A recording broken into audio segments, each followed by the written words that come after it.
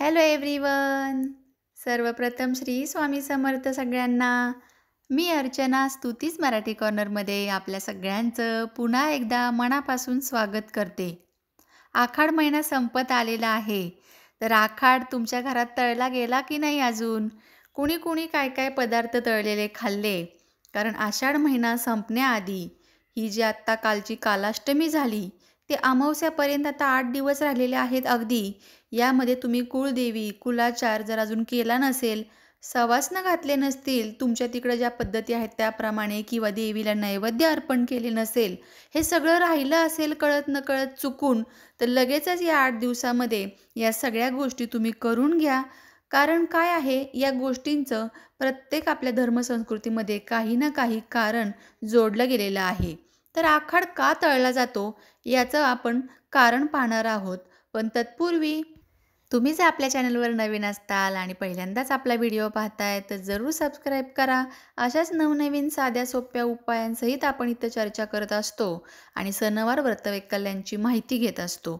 सोबतचे bell button देखील press करा, जेणेकरून नवनवीन व्हिडिओंची जी माहिती आहे, नोटिफिकेशन आहे, तुमच्यापर्यंत पोहोचू शकेल. आता आखाड तळणं म्हणजे काय? तर आपण थोडक्यात बघतो की अनेक आपल्या सणवार व्रतवैकल्यांमध्ये आपल्या परंपरेनुसार हिंदू धर्मशास्त्रामध्ये अनेक गोष्टी आपल्या शरीरात होणाऱ्या बदलांनुसार घडवलेल्या आहेत किंवा सणवार तसे निर्माण केलेले आहेत ऋतूनुसार. यामध्ये थंडीत वगैरे संक्रांतीला आपण तिळगुळाचे लाडू बनवतो. पावसाळ्यात आपण सात्विक, साधे, पौष्टिक अन्न खातो, जास्त जड आहार घेत नाही. त्याचप्रमाणे आषाढ म्हणजे काय? तर मग या पावसाळ्यामध्ये आपण तळतो कशासाठी? तळलेले पदार्थ का खातो? तर आपल्या आहारात जो बदल आपण करतो यासाठी हे सण साजरे केले जातात. आषाढ महिना सुरू झाला की अनेक ठिकाणी मुलीला माहेरी आणले जाते.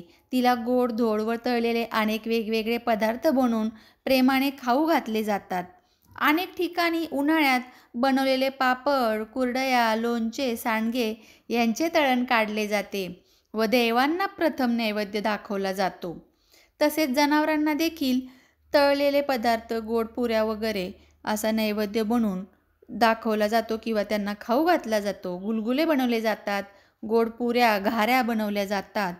काही ठिकाणी पुरणपोळ्या देखील बनवल्या जातात. अनेक ठिकाणी गव्हाच्या कापण्या बनवल्या जातात. आपल्या इकडे साध्या तर गव्हाच्या कापण्या वगैरे बनवतात. पण नेमकं तळलेलेच पदार्थ का खायचे?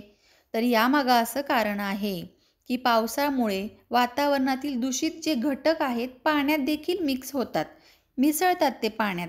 मग अशा वेळेस हे विषाणू शरीरात राहून आजार पसरवू नये यासाठी हे तेलकट पदार्थ एका वंगणाप्रमाणे आपल्या शरीरात काम करतात आणि ही विषारी घटक बाहेर टाकण्यास मदत करतात.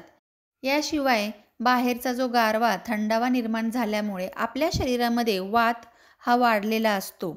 त्यामुळे आपल्याला तळणीचे पदार्थ जेव्हा आपण खातो ते आपल्या शरीरामध्ये उष्णता निर्माण करतात.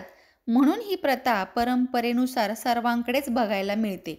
आखाड महिन्यात सुवासिनींना बोलवले जाते. 7 सवासनं किंवा 9 सवासनं असे जेवायला घातले जातात. पुरणपोळी बनवली जाते.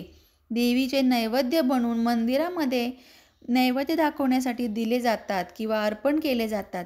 प्रत्येक ठिकाणी नैवेद्याची वेगवेगळी पद्धत आहे. प्रत्येक ठिकाणी प्रत्येकाची रीतिरिवाज वेगळी आहे.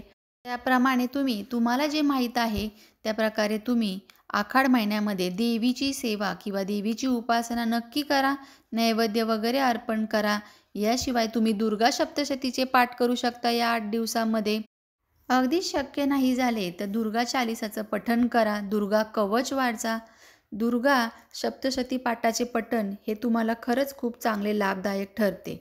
चला तर मग पुन्हा भेटूया अशाच नवीन माहितीसोबत. तोपर्यंत सर्वांना श्री स्वामी समर्थ.